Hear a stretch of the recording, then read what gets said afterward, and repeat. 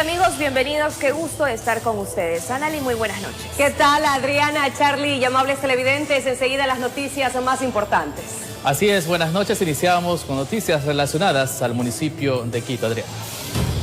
Las medidas cautelares otorgadas a Jorge Yunda evitan su remoción hasta que la Corte de Pichincha se pronuncie sobre el caso.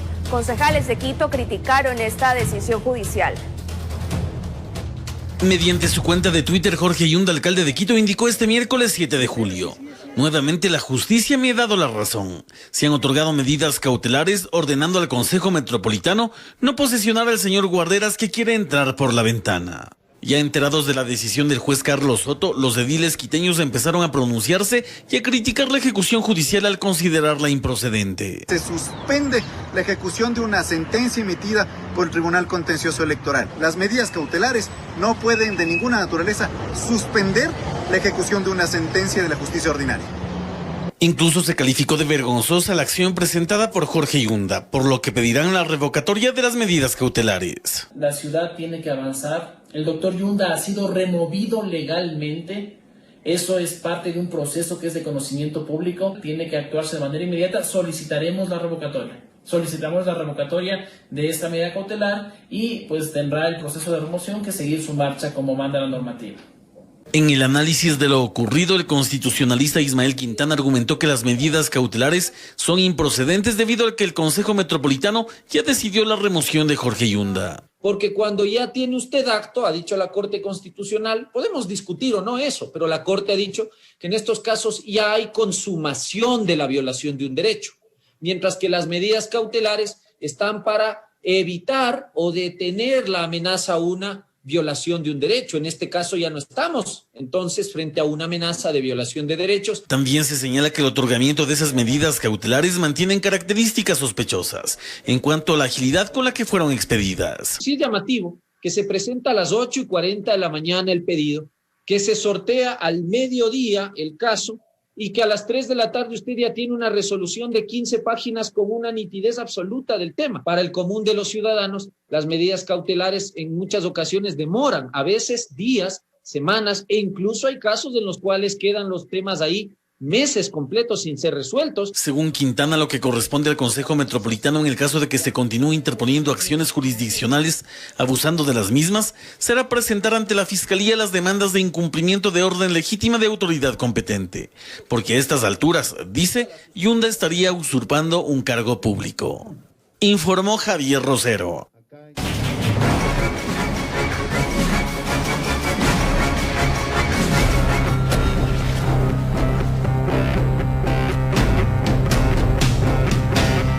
Un hombre murió tras caer del tercer piso de un hotel ubicado en el centro de Guayaquil. Según versiones preliminares, habría estado libando en la habitación en la que se alojaba junto a un familiar horas antes del trágico hecho. Boca abajo, en la calzada quedó el cuerpo de un hombre de 33 años, identificado como Giovanni Nugra, después de haber caído del tercer piso de un hotel ubicado en las calles Lorenzo de Garaycoa y Clemente Ballén, centro de Guayaquil. Estaba acompañado de quien sería su cuñado. Llegaron de la ciudad de Quito para cumplir un contrato relacionado a trabajos de aluminio y vidrio. Venían a menudo y, según la policía, siempre se hospedaban en ese lugar. La tragedia se registró después de haber cumplido con su labor, aproximadamente a las 4:30 de la mañana del miércoles 7 de julio. El ahora occiso cayó de la habitación en la que estaba alojado. Han estado libando el día anterior, se presume que se le lanzó, que estaban conversando normalmente en la habitación, no existió ningún tipo de altercado ni ninguna tipo de cosa. Esto lo confirman los moradores. Aseguran que todo estaba tranquilo hasta que escucharon el golpe. Y escuchamos los vidrios que cayeron, pensando que era una basura que cayó, pero ya nos dimos cuenta que era una persona con todo vino, vidrio y todo vino cayó ahí. Unidades especializadas investigan lo que realmente sucedió en este caso. Por ahora se presume que los efectos del alcohol le habrían jugado una mala pasada y, sin medir lo que hacía, le costó la muerte. Informó Celeste Dueñas. Y ahora les contamos que un ecuatoriano con notificación roja de Interpol por el delito de violación fue extraditado desde Argentina. Está acusado de agredir sexualmente a una menor de edad y producto de esto, la perjudicada quedó embarazada. Para que el relato sea entendible y tenga sentido, debemos remontarnos a noviembre del 2017. En el sector de Santos Pamba, parroquia de Tumbaco, un comedido hombre supuestamente se ofreció llevar en su camión a una menor de 15 años cuando ella salía de realizar tareas escolares. En vez de trasladarla a casa, se desvió y en una zona desolada presuntamente accedió carnalmente a la menor de edad. En este enfoque, el ciudadano abusa sexualmente de la menor de edad. Producto de la violación, la menor resultó embarazada. El padre del adolescente presentó la denuncia respectiva. La autoridad judicial en el proceso dictó auto de llamamiento a juicio en calidad de autor en contra de Guillermo J. El ciudadano se encontraba haciendo actividades de trabajo informal. En Buenos Aires estuvo por el lapso de 2 años. El presunto autor de la violación habría intentado librarse de la culpa fugando del país. Según reveló la policía, se refugió en la República de Argentina. Lo que no sabía el hombre de 26 años de edad era que por el delito que cometió contaba con notificación roja de Interpol. Guillo fue capturado el 8 de enero del 2021 y horas atrás extraditado a Ecuador luego de los trámites pertinentes. Se realizaron todas las gestiones. El día de hoy arribó el ciudadano a la ciudad de Quito, es puesto a órdenes de las autoridades competentes. Por 4 años logró librarse del peso de la justicia, pero el extenso brazo de la ley llegó hasta Buenos Aires para traerlo de vuelta y brindarle una cómoda estadía tras las rejas. En Quito informó Iván Casamen. Y una balacera registrada en la provincia de El Oro dejó como resultado un joven herido. La Policía Nacional capturó a un presunto participante de este atentado. Veamos. Es el preciso momento en que este vehículo llega hasta el barrio 4 de abril de la parroquia Puerto Bolívar.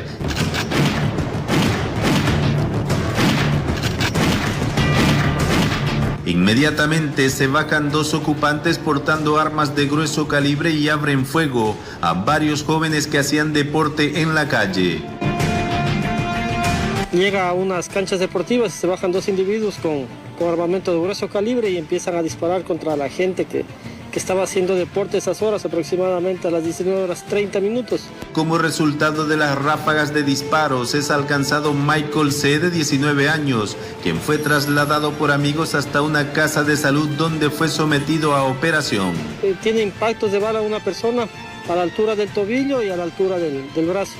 No compromete ningún tipo de órgano vital y ya fue intervenido quirúrgicamente en el hospital y se encuentra recuperándose. El EQ 911 de la ciudad de Machala, tras conocer la alerta, coordinó la emergencia con Policía Nacional, quienes en un rápido operativo lograron localizar el vehículo donde se movilizaban los individuos que atentaron horas antes. Fue detenido el conductor, asimismo se decomisó indicios balísticos. Se levantó los indicios balísticos tanto en el lugar de los hechos como en el interior del vehículo. Se conoció que el vehículo tenía puestas placas falsas y estaba reportado como robado. Agentes de la DINASED investigan para quién estaba dirigido el atentado, ya que el herido no registra antecedentes penales. Asimismo, se busca a los otros implicados quienes se dieron a la fuga con el arma de fuego.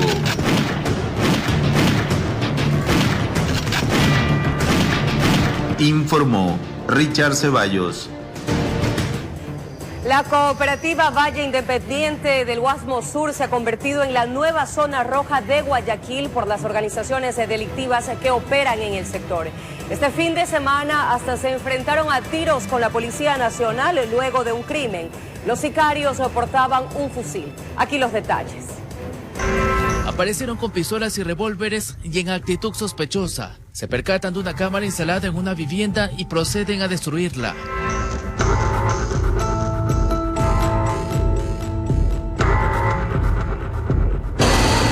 Acudimos al mismo sector donde ahora existe presencia de la Policía Nacional en cada una de las cuadras. Pero aquí han amenazado a las familias de ese barrio de la cooperativa Valle Independiente del Guasmo Sur.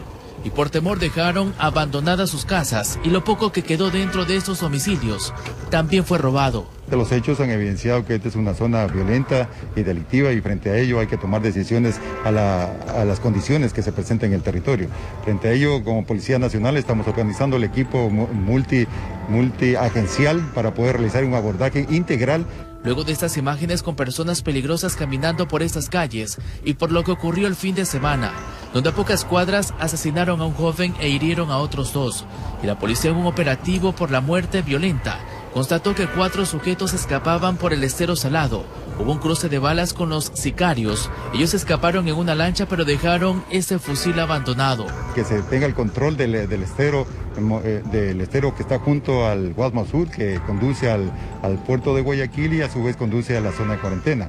Como ustedes conocen, el puerto de Guayaquil es la puerta al mundo y frente a ello tenemos la hipótesis que grupos criminales están disputando este sector a fin de poder enviar sus actividades ilícitas. Es el mismo sector del sur de Guayaquil donde la Policía Nacional junto a la Secretaría Técnica de Asentamientos Irregulares intervinieron hace pocas semanas, donde las familias habían construido viviendas junto a la orilla del estero Salado en una zona prohibida, en donde también habían muelles clandestinos supuestamente utilizados por bandas narcodelictivas.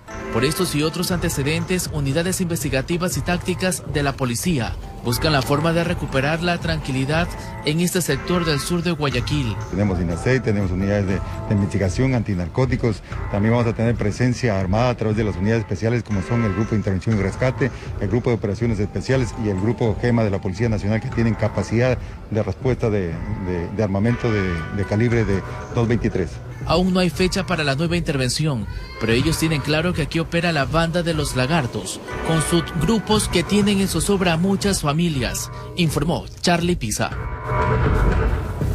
La Fiscalía General del Estado es una de las instituciones a las que durante lo más crítico de la pandemia le tocó asumir el reto de modernizarse con el fin de precautelar la salud de sus funcionarios. Sin embargo, un año de esta innovación, los abogados en libre ejercicio consideran que la tecnificación del sistema judicial podría ser mejor. En la época más crítica de la pandemia, la Fiscalía General del Estado también le tocó asumir retos a nivel tecnológico, con el fin de evitar que los culpables escapen de la cárcel y de que las víctimas alcancen la tan anhelada justicia. Como alternativa a la manera tradicional de colocar una denuncia, que es acudir hasta la entidad donde un secretario la recepta, las autoridades crearon correos electrónicos por provincia, a los cuales llegan todas las noticias de todo tipo de delito. A un año de la vigencia de este formato, abogados en libre ejercicio consideran que no es la manera más apropiada de modernización. Porque ellos no tienen una ventanilla electrónica propiamente dicho, sino un correo electrónico, lo que hace pensar que depende de quien está al otro lado, de si abrió el correo, no lo abrió, si imprimió los documentos, y como está centralizado, si eso llega o no llega a tiempo a la fiscalía en una ciudad, en otra, en una unidad, en otra, ¿verdad? Y entonces eso pues creería yo que no está funcionando como debería de funcionar. El fiscal René Astudillo propone una alternativa para mejorar la tecnificación. Que estas ventanillas también tengan el punto, como lo tiene la judicatura, de poder enlazar inmediatamente o que sean redirigidas, ese es el término, a los fiscales que correspondan, de acuerdo a las unidades especializadas, para que den inmediata apertura. Por su parte, la fiscal del Guayas, Yanina Villagómez, considera que la ventanilla virtual sí brinda las garantías necesarias para los ciudadanos y explica por qué la automatización del despacho de las denuncias no es tan eficaz. En el sistema SAGID ingresan solamente escritos para expedientes, escritos para peticiones a juicio, pero acá no, que requerían, por ejemplo, un reconocimiento médico legal, que requerían medidas de protección. Entonces ahí entraba nuestro personal de secretaría y ellos justamente direccionaban, dependiendo de las noticias del delito, a las diferentes unidades especializadas. Villagómez resalta que la modernización sí llegó a la Fiscalía. Usted puede pedir una información en la provincia de Zamora Chinchipe y el caso está aquí en Guayas y nosotros automáticamente lo podemos dar. Y también eso sirve que un ciudadano que sufrió un robo estando de viaje en la ciudad de Quito, pero él vive acá en Guayaquil, él pueda denunciar allá y desde acá, desde la ciudad de Guayaquil, pueda hacer requerimientos al compañero fiscal. Sin embargo, tanto el Consejo de la Judicatura como la Fiscalía General del Estado reconocen que para mejorar sus programas informáticos y llegar a los niveles de sistematización de otros países, requieren... De regreso a nuestro país, la ex secretaria de Gestión de Riesgos, Alexandra Ocles, y 4 personas más fueron llamadas a juicio por el supuesto delito de tráfico de influencias en la compra de kits alimentos con supuestos sobreprecios en el inicio de la pandemia en nuestro país en el año 2020. La audiencia culminó en horas de la tarde de ese miércoles y la Fiscalía lo anunció en su cuenta de Twitter, indicando que la ex titular del Servicio Nacional de Gestión de Riesgos, Alexandra Ocles, y 4 procesados más son llamados a juicio como presuntos coautores del tráfico de influencias por la irregular adquisición de kits de alimentos durante la emergencia por COVID-19. La investigación inició al encontrar supuestas inconsistencias en la compra de 7,000 kits de alimentos de parte de la Secretaría de la que era titular en el inicio de la pandemia en abril del año 2020, y se conoció que Ocles había firmado un contrato para comprar las canastas con víveres que iban a ser destinadas para las familias más necesitadas en plena pandemia y en confinamiento. El informe de la Contraloría General del Estado, que contenía 37 páginas, determinó que existía sobreprecio de 40,23% y que se firmó un convenio de $155,000, cuando solo se debió pagar $706,000. Cada kit contenía 18 productos que en un análisis realizado en varios supermercados se determinó la irregularidad. En las primeras declaraciones, Ocles señaló al país y mediante sus abogados que nunca se realizó el desembolso de dichos valores y que las canastas no fueron entregadas al gobierno y que en aquel presupuesto también estaba considerado un embalaje hermético para su distribución. La exfuncionaria tendrá que responder por esos hechos ahora en una audiencia de juzgamiento y en caso de ser declarada culpable la justicia la podría sancionar con una pena de 3 a 5 años de cárcel, informó Charlie Pisa. Un fallo de la Corte Nacional de Justicia establece nuevos criterios para el cálculo de la pensión jubilar patronal. Trabajadores y empresarios analizan la sentencia. Una sentencia de triple reiteración de la Corte Nacional de Justicia determinó una nueva fórmula de cálculo de la pensión jubilar patronal en el Ecuador. Esta resolución entrará en vigencia a partir de su publicación en el registro oficial y establece lo siguiente. Se debe considerar la remuneración promedio del último año percibido por el trabajador. Esto es, sumado lo ganado en el año dividido para 12, y no el salario básico unificado del trabajador vigente al momento de la terminación de la relación laboral. La jubilación patronal beneficia a quienes se hayan desempeñado por 25 años para el mismo empleador. Para ellos el cálculo debe aplicarse contemplando los siguientes criterios. Esto es, en definitiva, todo lo que ganó el trabajador dividido para 12. No van a sumar las utilidades, el fondo de reserva, los viáticos, subsidios ocasionales, 13ª, 4ª remuneración. A decir de Mesías Tatamuez, esta resolución dignifica los derechos de los trabajadores, quienes inicialmente obtuvieron este beneficio como una compensación a las debilidades salariales. Es una resolución de tantas demandas de lo que ha hecho el pueblo ecuatoriano, hemos hecho todos y todas para reclamar derechos que deben de ser justos. Por otro lado, los industriales miran con preocupación esta decisión judicial. Ellos consideran que asumir una responsabilidad económica de este nivel afectará su estabilidad como empresa. Esta resolución de la Corte Nacional llega de forma abrupta en un momento donde se está discutiendo el problema estructural del país, que es empleo. Mientras se defienden derechos de un 30% de la población, un 70% de la población no tiene ni siquiera empleo. Y sobre esos temas son los que deberíamos estar trabajando. La sentencia jurisprudencial no tiene efecto retroactivo, pero sí será de obligatorio cumplimiento, informó Álvaro Terán.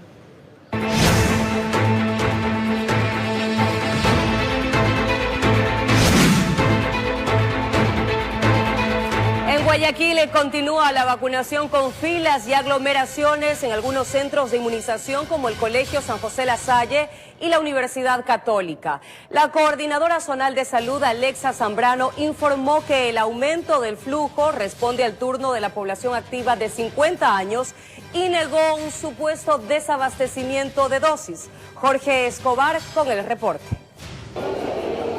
En el primer piso del parqueadero de la Universidad Católica no habían suficientes sillas, tampoco distanciamiento social. Sobraba, sin embargo, un malestar generalizado. Desde las 10 estoy aquí y se están demorando demasiado. Tenemos más de 2 horas aquí y no rueda la cola, pues estamos allá. Según el cronograma, era el turno de los ciudadanos de 53 años. También de 20 hasta 34, con enfermedades agravantes. Habían 12 cubículos. De un lado estaban quienes debían aplicarse la primera dosis y del otro la segunda. Al pie de la puerta principal, una fila de elementos de la Armada. En el Colegio San José La Salle, centro de Guayaquil, la fila crecía parcialmente y algunos afirmaban que venían de un peregrinaje. Váyase a la universidad. Váyase para otro lado y no hay vacunas. Ahora vengo acá, vine el otro la semana pasada y dijo, no hay vacunas. En el interior, Ana María tuvo que esperar no poco tiempo en las gradas. Me toca colocarme la AstraZeneca, estoy aquí desde hace 2 horas, porque hay que completar, dice, la cantidad de personas para la vacuna. La coordinadora zonal 8 de salud aclaró que no existe ningún desabastecimiento de dosis. Vamos a tener un incremento en el número de ciudadanos, obviamente porque es la población que más se quiere vacunar, es la población activa. Explicó que los elementos de la fuerza pública ingresaban de manera alternada con los demás ciudadanos, pero las aglomeraciones. Como hay otras actividades que tienen asignadas el personal, no están todo el tiempo vigilando de que lo cumplan, porque ya también cabe recalcar que es una corresponsabilidad. Este jueves podrán acudir quienes tienen 52 años y la ministra de Salud inaugurará el primer centro de vacunación express en un centro comercial del norte de Guayaquil. Informó Jorge Escobar. Y como parte de la reactivación económica de Galápagos, bares y discotecas también abren sus puertas a los turistas nacionales y extranjeros, precautelando que se cumplan con las medidas de bioseguridad. Les presentamos la segunda parte de nuestro informe especial. Las pérdidas económicas por la pandemia en la región insular entre marzo y agosto del 2020 alcanzaron unos 436 millones de dólares, sin contar el aumento de pasivos por pago de tasas, entre otros rubros. Un golpe significativo para los habitantes de las Islas Galápagos, cuyo ingreso prioritario es el turismo. Sin embargo, esta actividad se ha reactivado en este año. Digamos que con bastante optimismo de lo que puede pasar en los próximos meses con la afluencia de mayor cantidad de turistas. A la par de la inmunización de casi la totalidad de la población, los propietarios de diversos establecimientos han disminuido los costos de sus servicios para atraer a los visitantes. Cada establecimiento ha lanzado sus propias promociones, o sea, ha habido descuentos hasta del 60% y eso es positivo para que este mercado nacional tenga la capacidad de poder viajar a Galápagos. Este negocio, ubicado en Santa Cruz, por ejemplo, sobrevivió a los embates de la pandemia. Hoy luce así, totalmente activo, listo para recibir a los turistas. Seguimos adelante, gracias a Dios. Ahora estamos reactivándonos. Esperemos que esta reactivación, ya que entró la vacunación, nos lleve a largos éxitos a todos los pequeños empresarios. Haciendo turismo nacional se apoya la reactivación y vemos el entusiasmo de los guías, todo bastante amabilidad. En los bares se ve mayor afluencia de personas, incluso surge un proyecto que involucra el arte y la cultura para las Islas Encantadas. El 4, 5, 6 y 7 de agosto, la segunda edición del Festival Internacional Galápagos, en donde tenemos invitados de todo el mundo, poetas de la India, poetas de Nicaragua, de Honduras, Perú, y además de nuestros poetas galapagueños. Así que si está pensando en vacacionar, Galápagos puede ser su próxima opción. Un destino totalmente seguro. Con cámara de Efren Flores, informó Adriana Peralta.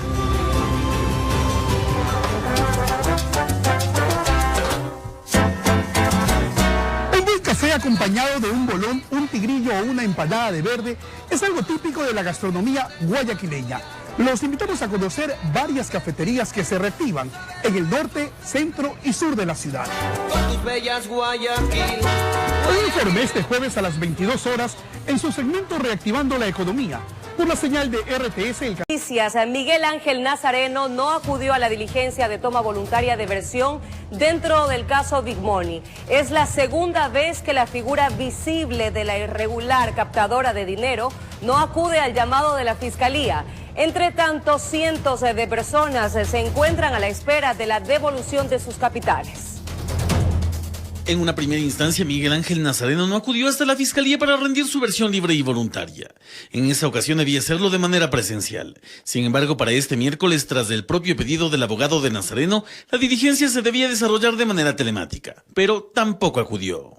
Hasta la fecha no existe una orden de prisión sobre Nazareno, principal figura de Big Money, empresa que se dedicaba a captar inversiones para devolver el 90% de interés en 8 días. A la fecha, cientos de personas esperan que sus ahorros invertidos sean devueltos. Mientras las investigaciones avanzan, el ejército ecuatoriano también decidió, por un pedido que realizó el propio Nazareno el pasado 7 de junio, darlo de baja. Este ostentaba el cargo de cabo primero de infantería. En el contexto de las dos faltas que tiene Nazareno para rendir su versión, la ley señala que al tercer llamado podría ser trasladado mediante la fuerza pública. El problema surge en que nadie sabe dónde se encuentra. Informó Javier Rosero. Ecuador presenta señales de recuperación económica, según informó el ministro del ramo, Simón Cueva. La autoridad indicó que los ingresos tributarios de junio de este año presentan un incremento en relación al mismo mes del 2020. Se trató de la primera reunión del gabinete económico del actual gobierno, presidida por el jefe de Estado, Guillermo Lasso. Una de las primeras reuniones de trabajo tras su regreso de los Estados Unidos, donde se revisaron las acciones emprendidas con el fin de promover el desarrollo del país.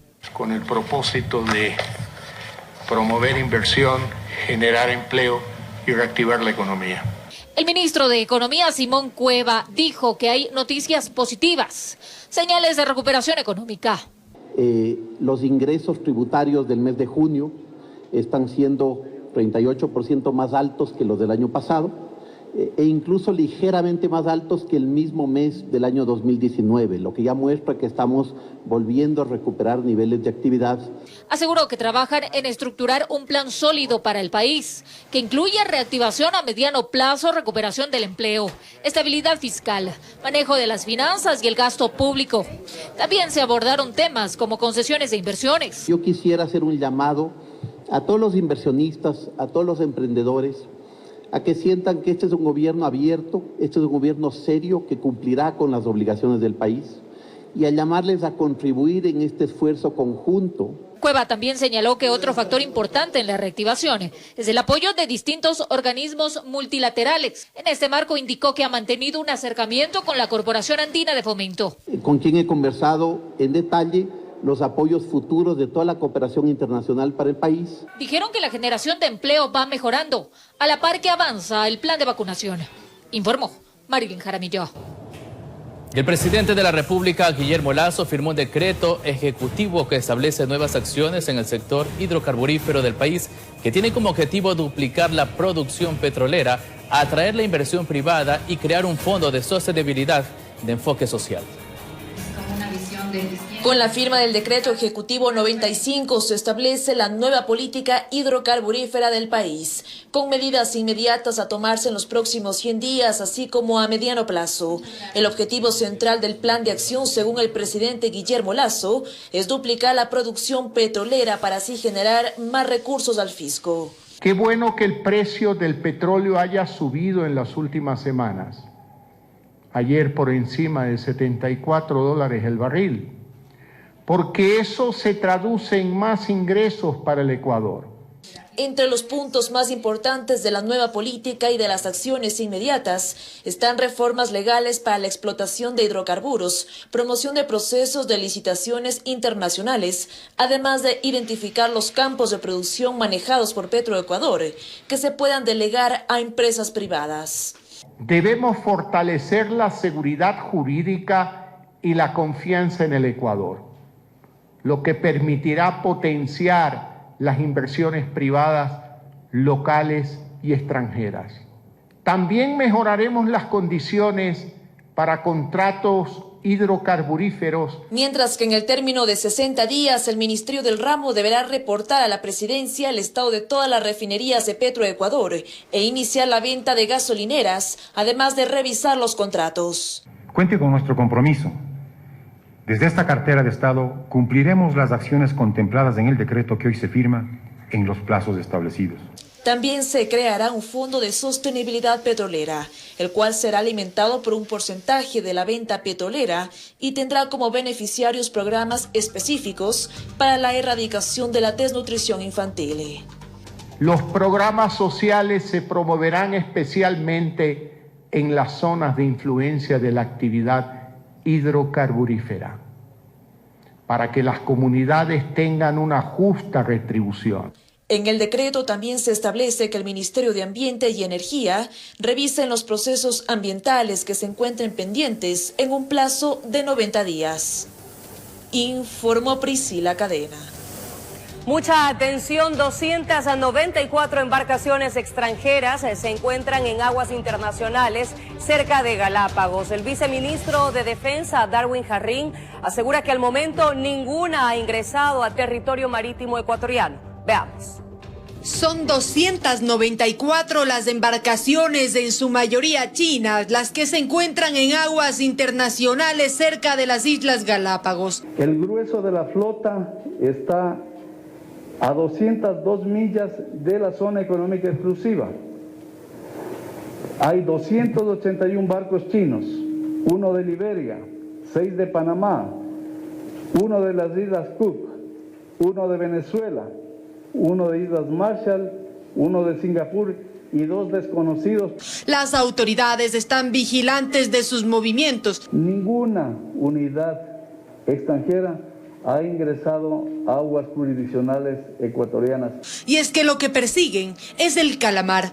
El calamar persigue aguas frías y corrientes que no son muy fuertes. El viceministro de Defensa considera que las embarcaciones podrían acercarse más a las islas en los meses de agosto y octubre, pero mientras se encuentren en aguas internacionales no se puede intervenir. Porque un buque es la extensión del territorio nacional de la bandera.